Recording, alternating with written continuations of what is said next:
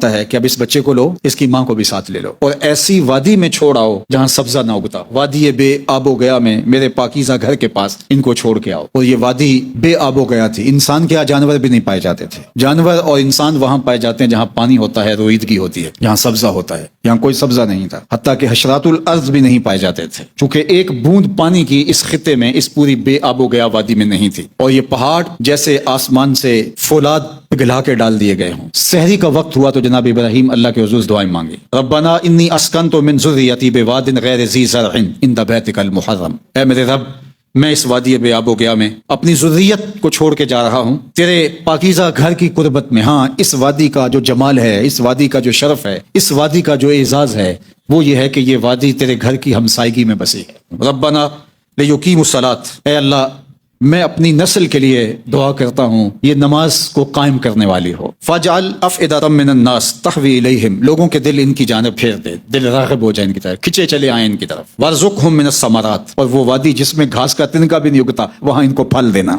لعلہم یشکرون، تاکہ یہ شکر گزار بنے۔ یہ دعا مانگی، سحر کا وقت تھا، منہ پہ ہاتھ پھیرے اور واپس فلسطین کی جانب جب چلنے لگے تو حضرت عبداللہ ابن عباس رضی اللہ تعالیٰ عنہ سے، جو بخاری میں روایت ہے، کہ حضرت ہاجرہ آگے بڑھی اور اپنے شوہر کو جاتے ہوئے دیکھا، تمسکت بِأَزْیَالِهِ، اور ان کے دامن سے پکڑ لیا اور کہا اس وادی بے آب و گیا میں جہاں کوئی انسانی وجود کیا حیوانی وجود بھی نہیں، اس وادی میں ہمیں چھوڑ کے آپ کہاں جا رہے ہیں؟ ماں کو اپنا خوف کم ہے اور بیٹے کے ضائع ہو جانے کا اندیشہ غالب ہے۔ جب جواب مسلسل نہیں آ رہا تو جناب ہاجرہ خود ہی بولتی ہیں، جہاں دن نہیں کٹ سکتے تھے وہاں اس خاتون نے راتیں بھی کاٹیں، بلکہ یوں کہوں گا جہاں مرد دن نہیں کاٹ سکتے تھے اس عورت نے وہاں راتیں کاٹیں۔ 2 دن کے بعد ماں کی چھاتی بھی خشک ہو گئی، بچہ بھوک سے اور پیاس سے تڑپنے لگا، ماں بےتاب ہو جاتی ہے۔ ایک پتھر کی اوٹ میں حضرت اسماعیل کو لٹایا اور ماں پانی کی تلاش میں نکلتی ہے، جبل صفا پہ چڑھ گئی اور چاروں جانب دیکھنے لگی کہ لیکن کچھ دکھائی نہیں دیا۔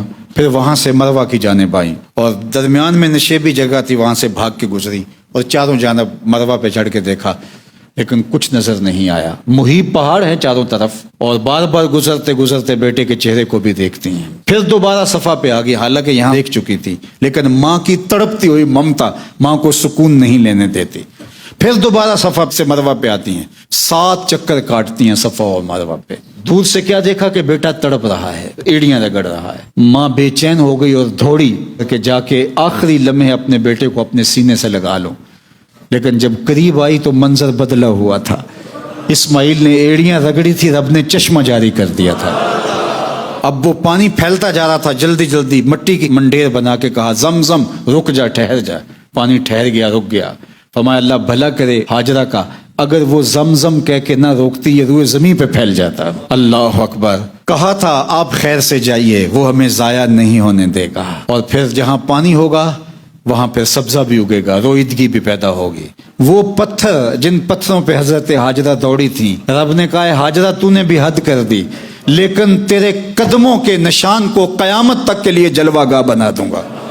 زمانہ دوڑتا رہا، کہا ہاجرہ تیرے قدموں پہ میلہ لگا دوں گا، تو نے حد کر دی، میرے پہ یقین رکھا کہ وہ ہمیں ضائع نہیں ہونے دے گا۔ اے ہاجرہ ہم نے تمہیں بھی ضائع نہیں ہونے دیا، تیرے بیٹے کو بھی ضائع نہیں ہونے دیا، تیرے نام کو بھی ضائع نہیں ہونے دیا، بلکہ جس پتھر نے تیرے قدم چومے قیامت تک اس پتھر کو بھی ہم نے شاعر اللہ بنا دیا، اس کو بھی جلوہ گاہ بنا دیا۔